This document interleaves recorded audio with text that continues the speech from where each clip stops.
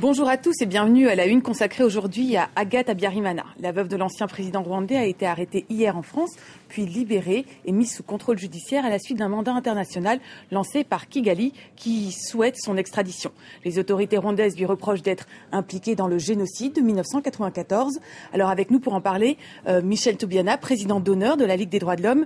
Michel Toubiana, merci d'avoir accepté notre invitation. Bonjour.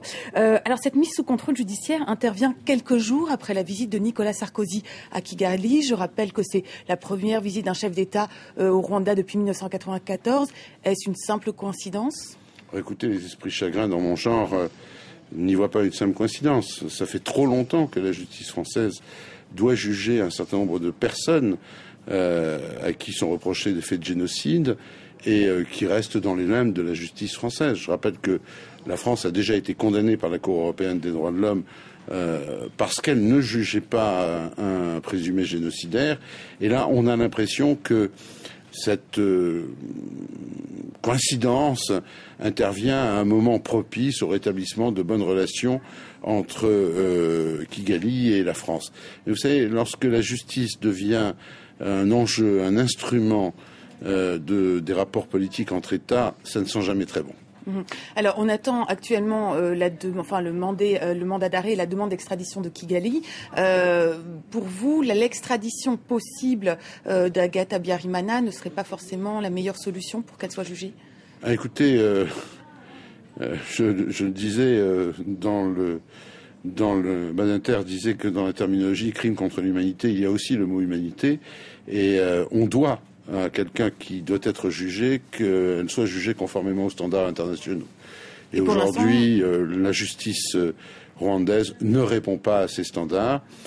Le vrai problème, le vrai débat, c'est que cette femme, comme d'autres génocidaires, dont certains sont à l'instruction depuis plus de 10 ans, aurait dû être largement jugée en France, comme les obligations internationales de la France lui en font obligation, comme la Belgique l'a fait, comme la Suisse l'a fait. Alors, quelles sont les garanties qui manquent pour un procès équitable au Rwanda aujourd'hui ? Écoutez, je ne vais pas me livrer à une charge contre la justice rwandaise. Disons simplement que le degré d'indépendance des magistrats, le mode de fonctionnement des tribunaux, le recours parfois à une justice populaire, les gacaca, etc., font que dans un pays où les plaies sont encore à vif, et on peut largement le comprendre, on peut estimer que la justice ne serait pas correctement rendue et ne pourrait être correctement rendue. L'autre regret que l'on a, c'est que le tribunal d'Arusha est lui aussi trop duré, au point de fermer maintenant et de fermer avec une tâche inaccomplie, ce qui n'est pas non plus la meilleure des choses. Donc la solution serait un jugement et un procès d'Agathe Habyarimana et d'autres présumés génocidaires en France ? Oui, mais encore une fois, c'est une obligation que la France a souscrite au travers des résolutions du Conseil de sécurité à propos de l'affaire rwandaise. Certains dossiers de génocidaires ont été expressément renvoyés par le tribunal d'Arusha. Cette femme est présente sur le territoire français. Une plainte est en cours contre elle. Elle n'a pas le statut de réfugié politique qui, vous le savez, lui a été refusé, y compris par le Conseil d'État. Cette femme doit être jugée et jugée correctement, donc jugée en France. Alors, vous l'avez rappelé, la France a été condamnée par la Cour européenne des droits de l'homme pour sa lenteur. Effectivement, il y a 13 procédures en cours contre des présumés génocidaires rwandais qui vivent sur le sol français. Comment expliquer cette lenteur ? Je pense que cette lenteur, initialement, elle résulte des ambiguïtés politiques de la France. Dans l'affaire qui a valu une condamnation devant la Cour européenne des droits de l'homme, celle de l'abbé Munyeshaka, le dossier a mis quelque chose comme 2 ans à franchir de la Cour de cassation à la Cour d'appel, c'est-à-dire une distance, soyons gentils, de 50 mètres. 50 mètres, 2 ans de distance. La volonté politique était manifestement là pour enterrer ces affaires et pour ne pas juger.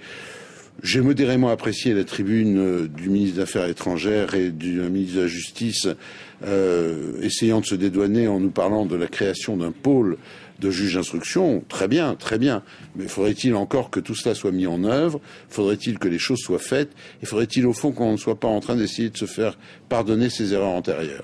Est-ce que par cette lenteur, jusqu'à maintenant, la France montrait qu'elle craignait peut-être que lors d'un procès, les différentes parties pourraient révéler ou mettre à jour son rôle? Je rappelle que Kigali, en particulier, a reproché à la France d'être impliquée dans le génocide, d'avoir soutenu des génocidaires et très particulièrement reproche aux autorités militaires de l'époque d'avoir exfiltré des génocidaires plutôt que d'avoir sauvé les populations civiles. Écoutez, tout procès a son lot de révélations et donc par conséquent la France a lieu de craindre un certain nombre de révélations qui pourraient ne pas être à son avantage. On le sait déjà depuis la commission d'information parlementaire dirigée par Paul Kies et qui n'est pas allée jusqu'au bout de sa mission et des informations qu'elle aurait pu nous apporter. Cela dit, vous savez, la justice n'est pas faite pour faire l'histoire.